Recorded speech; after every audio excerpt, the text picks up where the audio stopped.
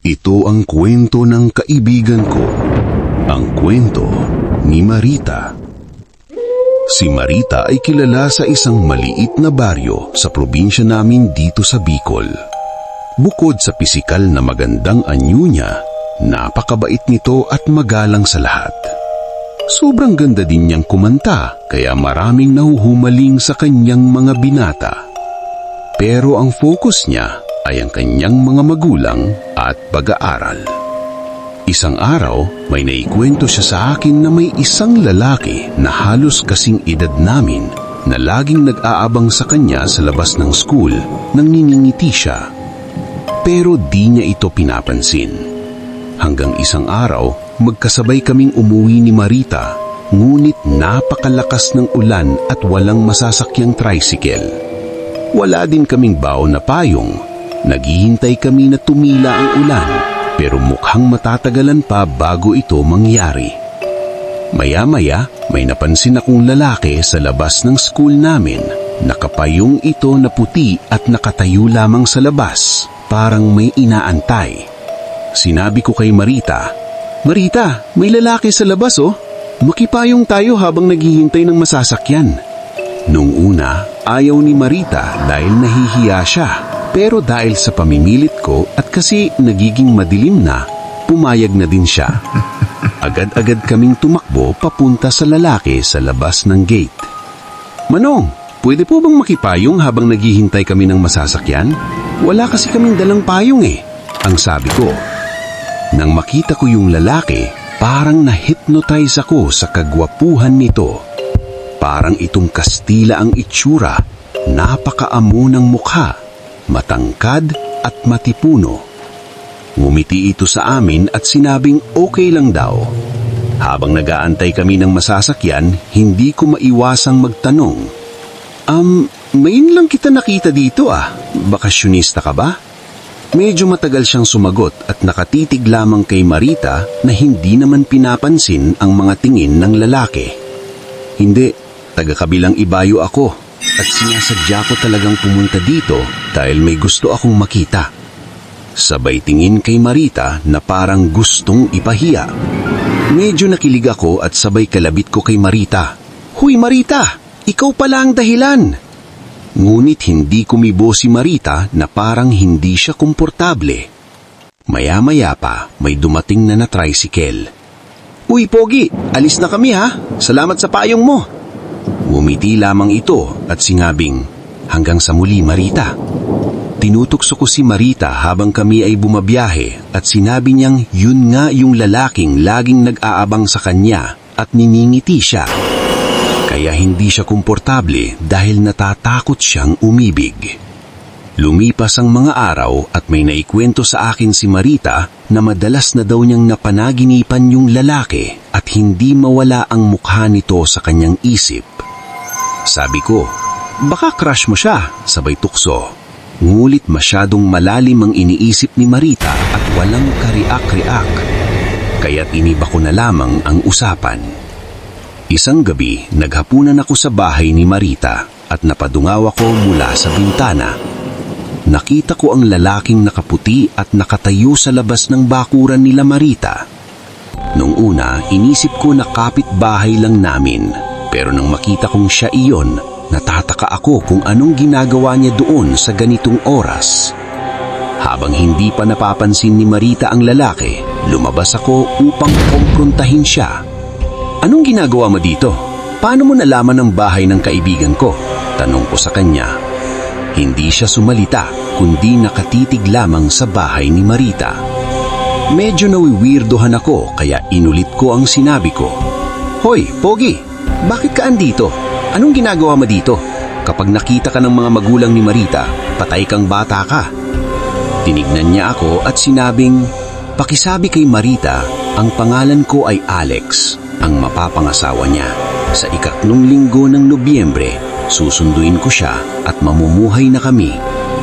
Nagulat ako sa sinabi nito. "Baliw ka ba or sadyang ilusyonado ka lang?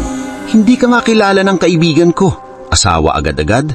Umalis ka na dito at baka makita ka pa nila." Tinignan niya lamang ako at siya ay umalis. Hindi ko na nabanggit kay Marita yung insidenteng iyon dahil baka mag-alala pa siya at saka mukhang harmless naman yung lalaki. Lumipas ang mga araw at napapansin kong parang wala sa sarili si Marita. Parang laging puyat at stressed. Tinanong ko kung may problema ba. Ang sabi sa akin, gabi-gabi daw lagi niyang napanaginipan yung lalaki at dinadala daw siya sa isang lugar na parang nasa fantasy movie lang. Lahat daw ng tao doon ay parang mga diyosa sa kagandahan at ang mga lalaki ay napakagwapo, mga artista. Kaya biniro ko siya. Wow naman! Saan yan at nang mapuntahan? Baka andun ang love of my life. Ngunit walang reaksyon si Marita. Nang walang reaksyon, sinabi ko na lamang na binibiro ko lamang siya. O, binibiro ko lamang. Smile ka naman. Diyan. Okay, sige na nga. All ears na ako sa'yo. Ano pa pang napanaginipan mo? Sinabi niya na paulit-ulit ito gabi-gabi. Sumusundo daw siya ng lalaki sa kanila at dinadala sa kagubatan. Mayroon daw lagunas papunta sa magandang lugar, pero parang nahihipnotize siya kapag sinusundo na siya ng lalaki at sunod-sunod lamang siya kung saan siya dadalhin. Ipinasok daw ni Alex si Marita sa bahay ng kanyang pamilya na parabang mga hari at reyna ang postura at pananamit. Ang dami ding pagkain sa gintong lamesa, pero kakaiba ang itsura nito. Iba-iba ang kulay at hindi siya pamilyar sa mga putahe na nandoon. Ilang beses daw siyang pinapakain, ngunit lagi siyang tumatanggi. Pinipilit siya ni Alex na kumain pero nagagalit ang ama nito na sinasabing, pabayaan mo siya at huwag pilitin. Palaging nagtatalo ang mag-ama pagdating kay Marita. Kaya kahit ayaw pa ihatid ni Alex si Marita, napipilitan siyang gawin ito dahil sa utos ng ama. Ang bumabagab sa kanya ay ang sinabi ng lalaki tuwing ihahatid siya. Huwag kang mag-alala, sa 3 linggo ng Nobyembre, akin ka na, akin ka na. Nagulat ako sa mga kwento ni Marita. Sabi ko, Alex, kilala mo na ang pangalan niya? Paano mo siya nakilala? Sinabi ni Marita na nagpakilala ito sa kanya sa kanyang panaginip at lagi niyang naririnig ang boses nito. Kinilabutan ako sa mga kwentong iyon. Yung eksaktong sinabi ni Marita ay yun din ang sinabi sa akin ni Alex. Sinabi ko na lamang na huwag kang mag-alala. Siguradong stress lang sa mga iniisip niya at sa mga exams namin. Nung araw ding iyon, yuya ko siyang magsimba dahil alam ko at nararamdaman ko na may malinaw na nangyayari sa best friend ko. Nang naglalakad kami papuntang simbahan, dadaan muna kami sa medyo masukal at talahiban na lugar, pero maiksi lang naman ang lakarang ito.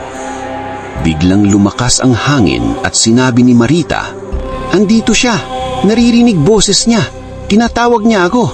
Umalis na tayo, bilis! Parang awa mo na, andito na siya. Ang sabi ni Marita na halatang takot na takot. Out of nowhere, biglang sumulpot si Alex. Nagulat kami sa kanya at napasigaw ako. Pinwesto ko bigla si Marita sa likod ko at sinabi ko kay Alex, Hoy, kung sino ka, mang demonyo ka, layuan mo ang kaibigan ko.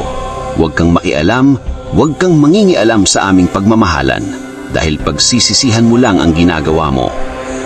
Iiyak na si Marita at nanginginig sa takot, kaya ako ang nagsilbing tagapagtanggol niya.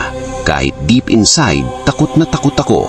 Tinibayan ko ang loob ko at pinretend lamang na matapang. Anong klaseng nilalang ka? Hindi ka magtatagumpay sa plano mo. Magkaiba ang mundo nyo. Hindi ka tao. Isa kang demonyo. Umalis ka. In Jesus' name. Pagkasigaw ko ng in Jesus' name, biglang parang demonyo ang itsura nito. Kumapal ang kilay at nanlilisik ang mata nito sa amin. Hindi mo ako matataguan, Marita. Akin ka. Akin ka lamang. Walang ibang bagay sa iyo kundi ako. Ako lamang. Bigla akong tumakbo, hatak-hatak si Marita habang nagsisigaw ako ng saklolo, saklolo, saklolo. Parang awa niyo na. Tulungan niyo kami. Pagdating namin sa simbahan, nagdasal kami ng taimtim at biglang naiiyak si Marita. Pinalakas ko ang loob niya at tinawag ang pari para humingi ng tulong. Anak, naniniwala ako sa mga bagay na hindi maipaliwanag. Dasal at pananampalataya lamang ang makakasalba sa iyo. Father, tulungan niyo ko. Hindi ko pa ito sinasabi sa mga magulang ko kasi baka isipin niyo lang nababaliw ako. Father, please, tulungan niyo ko. Kasama namin si Father habang nagdarasal at inihatid kami kila Marita. Nagulat ang mga magulang ni Marita sa biglaang pagbisita ng pari sa kanila. Ikinwento ni Father sa mga magulang ni Marita kung ano ang sitwasyon na tinatahak ng kanyang anak. Walang nagawa ang mga magulang kundi umiyak at yakapin si Marita upang damayan. Nagtawag ng albularyo ang mga magulang ni Marita para humingi ng tulong. Ang sinabi ng albularyo ay hindi ito basta-basta. Makapangyarihan ito at wala akong kakayahan para itaboy o kalabanin ito.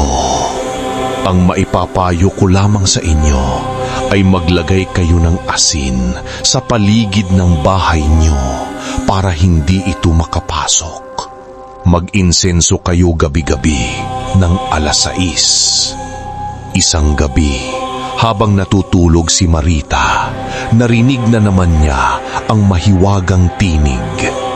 Tinatawag siya, si Alex, nasa labas ng kanilang bahay.